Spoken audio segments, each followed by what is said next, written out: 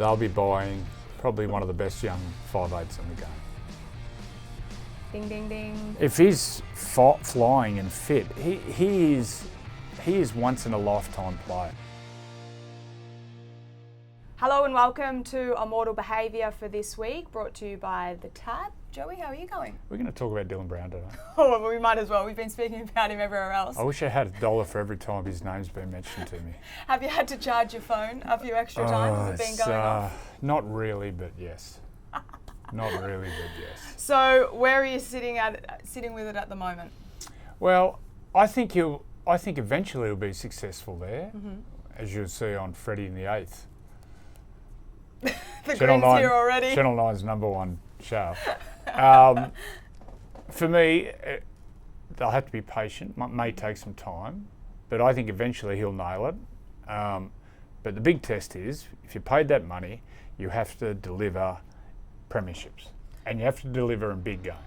You made a point on Freddie in the 8th that he isn't a genuine halfback. How do they navigate that scenario? Do you bring in Ponga a little bit more? Do you then focus on your hooker and your 5'8" combination? The expression I heard was hybrid halfback.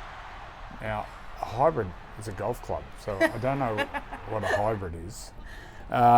Look, it's going to take a lot of coaching. I'm interested to see do they tweak their attack, but I think everyone's got to be patient. It may take a while. Look, I think eventually he'll nail it, and I'm excited by the combination of him and Fletcher Sharp playing together. But it is a huge transition from Dylan, from being a 5'8", especially playing with Mitchell Moses, who is a very dominant player, to being the main man as a halfback. So I think he'll nail it eventually, but the big test will be in big games. If you look at the big teams, that's big teams this year. You go Penrith, Brisbane, Melbourne. Nathan, Isaiah, they deliver. Melbourne, you got Munster, and you got Jerome Hughes. And then for Brisbane, you got Hunt, Reynolds, and those sort of players who've done it on the big stage. That's going to be the challenge for Dylan. When they get to the semis, can he elevate himself? So what traits as a 5'8" do you have that you're not sure that he has those number 7, those halfback qualities? What are some of the big differences that he needs to really nail? His kicking game wasn't always his kicking game. Huge. His short kicking game's, it's pretty good. Yeah. Now, I worked with Dylan for a couple of years when I was at Para when he first started. He hasn't got a loud voice. That's not his dominance. He's laid back, not in a bad way. That's just the way he is. But if he's coming into training as a 7, as soon as you put your foot on the training paddock, you're going to drive him mad. You're going to drive your forwards mad. You drive your players in and around you. When you want the ball, you're going to be screaming for it. So that's going to be a challenge. The kicking game, which you mentioned, is huge in the modern game. And you look at Moses. Moses can save a bad set with his long kicking game. Kicking game is so important, especially his long kicking game. I haven't seen Dylan do too much kicking game. Another thing is Dylan is predominantly a left side player at Parramatta, and only has been a left side player. He's going to have to go everywhere on the ball, so that'll be a challenge. If he can kick on the right hand side where a right footer should be. His presence as a halfback, you got to have a presence. You got to be that, as I said, the dominant voice, but just that presence where you're the dominant player. The kicking game I spoke about, and the other one is controlling the tempo of the game, when to speed the game up, when to slow it down. The best at that, the best two I've seen, Wally Lewis used to do it, and well, he's the king. And then the best player I've ever seen since Wally's Cameron Smith. Cameron just controlled it. So he's got to understand how to control the speed of the game, when to put the ball out, when to keep it in play, when to use the ball wide to bring his strike players into play. Look, it's such a difficult position. Big task. I wish him well, but I think eventually he'll get there. But it's the big games that will count, and the Knights have all their chips. They have gone all in. Do you think they have the right balance within their spine if he does slot into that halfback role now for it to work next year, or do you think they need a little bit of movement? I think so. Dummy half's going to be an interesting one. Jaden Brayley's moved on to Canberra. I think he's signed. So they're going to have Phoenix Crosland and young Matt Arthur. I think Matt's still probably 18 months off. I still think you need a run threat from dummy half. Run from dummy half, it is the simplest way to attack, but it's the most dangerous. So I'd love to see a run threat. Fletcher Sharp's really impressed me in his first grade. seen him play 2 games at 5'8", really good anticipation. Interesting to see how him and Dylan play together, and also Kalen. But if they get it right, Fletcher, Dylan and Kalen, geez, there's some strike there. Surely having Ponga and Dylan there for next year, that's a bit of a draw card too for any players that are on the market. I don't think it matters nowadays. You don't think it? What matters? Matters that. Cash money. I'm only going there for this and that, mate. No bullshit. You're going there for money. Yeah, I don't think that works nowadays. And even now, young kids, they don't really follow teams, they follow players. Yeah. So who do you follow? I follow Brisbane because of Reece Walsh. I was going to say, there's a few Reece Walsh fans out there. A lot of the females. Girls and boys. A lot of the girls. So I don't think they grow up wanting to play for a club and be a one-club player, unless they're... A lot of people from Newcastle would though, right? Used to be. I don't know. Well, how many local boys are in there now? It's just changed. Unless you're a super footy head like Nathan. Nathan will be a one-club player. Yeah. Although they, I think P&G is going to throw astronomical dollars at him, but he won't leave. But it's all changed. It's all changed. And you know what? Too, I reckon they're influenced. They all watch NFL and basketball, NBA. I reckon there's a bit of that influenced by that, where the way they carry on. Anyway. Plenty of carry on. Well, what about another name that's obviously been thrown around a lot this week? Nanai. But can we take it back to a comment that Gus made not that long ago, that by the time Nanai finishes his rugby league career, he will be one of the best forwards that's played our game. He's just been dropped. I worked with him that day. That was at Cogra Oval when he lit it up. And he was it's probably 2 years ago. It's a while ago. And I was taken aback because Gus sort of doesn't come out with those frivolous statements like other people. But he played for Australia last year, which means he would have been back late. I don't know whether he's put the hard work in. Reading between the lines, the way that the coach, Toddy Payton, was talked about his defensive movements, whether he's done the work. He's been known to poke the bear a little bit. Todd Payton too. He did it with Taumalolo, threw him back into Reggie's to essentially pull his finger out in defence. Do you think it might work? Do you think it's the right call? Don't know. I don't know Jeremiah Nanai's personality. I don't know whether a kick up the backside will work.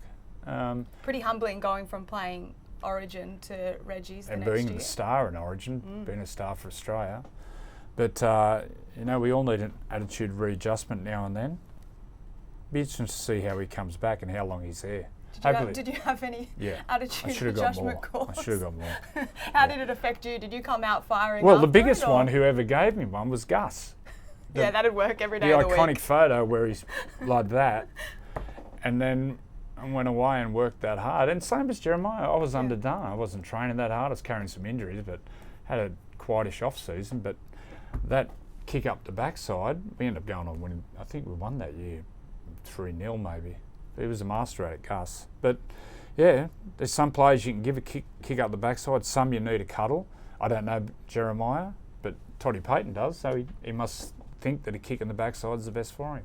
It might be hard to get your arms around to give that big boy a cuddle, but it's got to fingers crossed it works, because he is a weapon. A big foot to kick him in the backside. He's a weapon. He's a special player. Oh, without a doubt. All right, Joey, it is now time for the big call of the week. Thank you to the Tab. What's your big call for this week? I think the Tigers will have a good win. And the other one, I think the Dragons can have a win in a real tight one. Geez, I worry about the Chooks also. Could be a massacre. Why the Tigers? Is it because Appy's coming back? Buller's back. Buller back. I thought they were rusty against the Knights. It was one of those scrappy games. And you play those scrappy games, it could be contagious. The opposition's playing, throwing balls and dropping. It can be contagious. I think they'll be a better team with Buller, but especially Appy. And there's some young guys on debut for the Eels, so I think the Tigers will have a big win. They played pretty conservative in round one too, didn't they, the Tigers? Like with Luai and Lachlan. It was weird. It was a weird game because, I don't know, the scoreline was 10-8, but watching bits and pieces, it didn't look like a 10-8 game. Anyway, they'll be better. They'll be better for the run. Another team that I'm sure will hope that they're going to be better after round one, the Eels. They had a bit of a rough start. What do you think that they're going to be doing with that cap space? Going back to Dylan Brown, he's obviously going to be leaving the club. How do you think they'll navigate that for their future? They'll be buying probably one of the best young 5'8s in the game. Ding, ding, ding. Did we just talk about him, Lachlan? Well, I think last week was it mentioned that he's off, that November 1 he can negotiate, and his manager said, get your checkbooks out. Yeah. But do you think he'd be a good buy? He was obviously an Eels junior, I got such so he a played his rap on footy him. there. He's an incredible He's a player. gun, isn't he? Last year when they were really struggling, I was watching him. He's handling the ball on play 2, 3, 4, 5. So he wants the big moments, and he's still as raw. As raw as a sushi bar. He's only going to get better and better. Physically, he's big, but he needs to work on that body. But he trains hard. Look, he's a 15-year playmaker. So I'd be surprised if they don't throw everything at him. It'll be interesting to see how he goes off the back of a season with Luai, and then he goes over and Well, pairs they're even up with talking Mitch Jerome Moses. Luai going there. Stop it. It's just laughable. It's ridiculous. It's contract to contract. But I got to say, Lockie Galvin, I mean, we're talking hypothetical. If Lockie Galvin was to go to the Eels, the first offer would be $1 million. That's how because crazy. there's no one else on the market. There's no quality halves. And we have half a dozen ageing playmakers, DCE, Cody, Hunt, Ben Reynolds, and there's a few more. Anyway, there's no quality, real top-notch quality playmakers. So 30 years ago, let's say in the early 90s, around then, a young playmaker of huge potential, you might get equivalent nowadays to 300, maybe 350. The opening contract would be up around $1 million. It's crazy. Do you like that part and how much it shifted? Or do I you don't just really. wish you were I born don't. 30 years later? No, I'm glad I don't play now since mobile phones. Well, another example, Jonah Pezzett, a young halfback of great potential, which I think, he'll be a long-term number 7. Knights offered him $800,000. He knocked it back. Turned it down. $800,000 That's insane. for an untried halfback at NRL level. It just goes to show. And if you have a blue chip half or 5'8 playmaker, you never let them come off contract. You just keep extending them. Don't let them go to market. Well, But, then, is that the Tigers? That's their big problem? That's their big issue? well, They don't have the money. they get into an auction then. It just becomes, well, I'll offer him 1.2 or I'll offer him 1.3. When Nathan Cleary comes off contract, I would hate to think of the numbers going to get thrown at him. PNG. But he deserves it, right? He deserves it. Yeah. We've got 2 more teams coming in the next 3 or 4 years. So the market's going to go even more inflated. PNG might offer Nathan, I don't know when he's off. They might offer him $2 million a year, which is tax-free. But then do Penrith have to match that or they can't? Well, they can't. Because you blow your salary cap.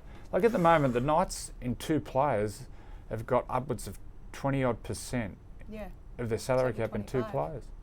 It's just extraordinary. It's extraordinary. When he comes off contract, well, the money getting thrown at Nathan Cleary. I feel like there's a few players in our game that deserve it though. Well, they He's extended up there. Mitchell He Moses, deserves it.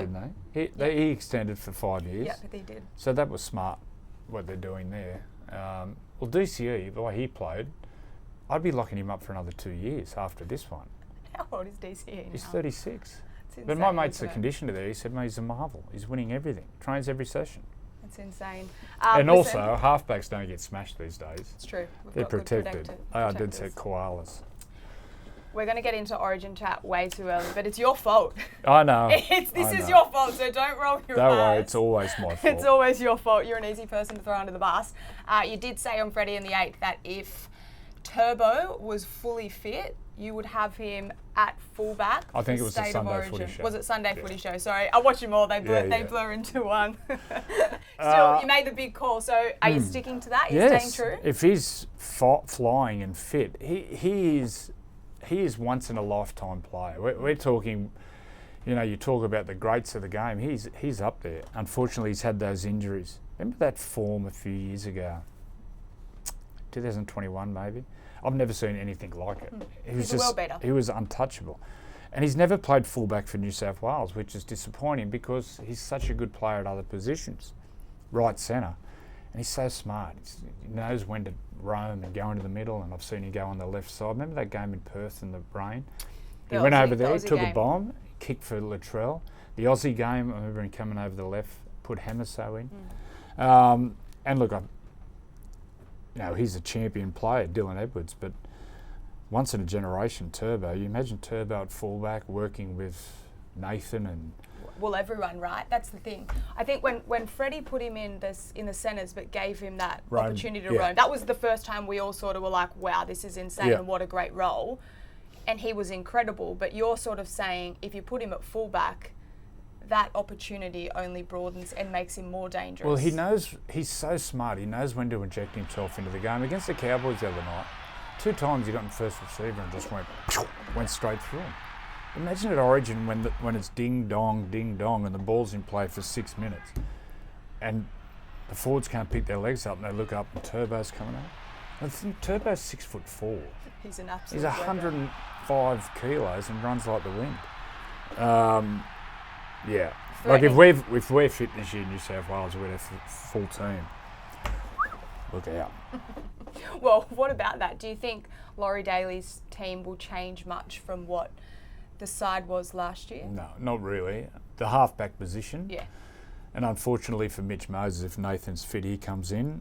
I understand last year that they had a meeting before Origin, Nathan and Madge and Mitch Moses, and Mitch Moses was going to play 6 and said, you take the lead role, I'll be the backup singer. That's respect, isn't it? That's respect. So the 5'8", if they're both fit, Jerome Luai and Moses, that'll be a big decision because the marriage between Nathan and Jerome sort of split, but they might go to marriage counselling and get back together. Get back together. They'd love to get back together. They'd love to get back together, Daddy and Mummy. And the other one is if Turbo did Cam go Murray? to fullback, Cam Murray's gone, but that Isaiah Yeo will be there. Yeah. If Turbo, like once again, hypothetically, do you think Laurie Daly listens to Immortal Behaviour? No. Surely. Yeah, he's a big fan. Loves it. You'd have to be. Loves it. Loves it. All right, one more before we get off. Lewis Dodd, a big signing for South Sydney, obviously missed out on round 1. Do you think he'd be a bit filthy that he came over on big money and he hasn't been picked round 2 now that he's ready to go? Well, it just goes to show, it doesn't matter what money you're on, if for whatever reason you haven't got a mark on that position. So he's just going to work hard and learn his trade. It's a different game. Super League to NRL, it can be different. So it's up to him to work hard and get his spot again. Humphries played his role perfectly too, didn't he? Did you rate his game? Player. Very good. Very good. I saw him last year, bits and pieces, when he's played for Manly. I was impressed with him. Impressed with Shirt on or off? With the physique, yeah. Strange enough, I went down the sheds after the game. Shocked me. Still hot. He's got a job. He's got a job to do, Lewis Dodd, to get it off Humphries. Do you think his leash is quite short, Humphries, or do you think now that he's succeeded in round 1 and the way that he went about his work? That Well, it depends on Lewis's form in reserve grade. He's got to shoot the lights out and just say, you've got to pick me. The funny thing for South is they have Cody left-footed, Humphries left-footed, Lewis Dodd left-footed. The other kicker, if they had to get another half in, is Jack Whiten and Latrell Mitchell. There's 5-6 left footed. Anyway, no, good luck with the young man, but keep working hard. Well, why do you think We go over the last 25 years, or even longer, 30 years, and you go through the best English players, they're all forwards. big boys? Adrian Morley, Gareth Ellis, James Graham, the Burgess boys, the Elliot Whitehead, all these players, I'm missing some, but you know what I'm saying, they're all forwards. Yeah. There's been no halves. The only half who made an impact was George Williams. Even going back 35 years, the Balmain Tigers signed Sean Edwards, who was in England, the greatest halfback. He was in reserve grade. He couldn't make it. Andy Gregory played at Illawarra. He made an impact, but I don't know why. Whether Because the comps are different? Whether growing up, course, it's so cold over there, they don't play backyard footy. And kids over here, we're in the backyard. You know what we're playing? We're playing footy. Over there, they're playing soccer. They're playing soccer. Or the knee footy in the lounge room where you get the grazes No, none from of the that. carpet. They're playing soccer. When I was at Warrington, I'd play with some of the most uncoordinated blokes you've ever seen. Some of these big cavemen, and they couldn't catch a ball. But then in warm-up, the soccer ball would come out. It was like the second coming of Diego Maradona. Maybe not Diego. Their skills. You got these 6'4" massive palms, and the balls are coming. They're touch on the ball. Can you get a transplant from your feet to your hands? But they're playing soccer. Now here, from the age of 4 or 5, kids are out. It's a difference when you grow up totally with it, different. and it's totally different. You take it everywhere. When you're that kid at school getting in trouble for having the footy in your hands. Yeah, but I wish him well. Good luck, Lewis. Keep working hard and get back there. What do you make of the Bunnies in round 1? Wayne Bennett coached teams, high completion, no errors. They don't boot themselves. I just think the loss of Cam Murray in the middle and the depth, Shaq Mitchell's out for a couple of months. I think they lack depth in the forwards. They'll still get a couple of players back. Latrell's obviously going to be Latrell's going to come back. Do you think they'll be competitive? Do you see top 8? No. They'll be in that clump. There'll be 5, 6 teams fighting it out for 8th and 7th. I think they'll be there. Once again, it comes down to injuries. If they're lucky with injuries, they're a hope. If not, they'll struggle. A few replays of Freddie getting barred by Wayne Bennett with the handshake. Oh, that's shaken? hilarious. Has he shook your hand? I shook his hand after the game, and he's got this weird.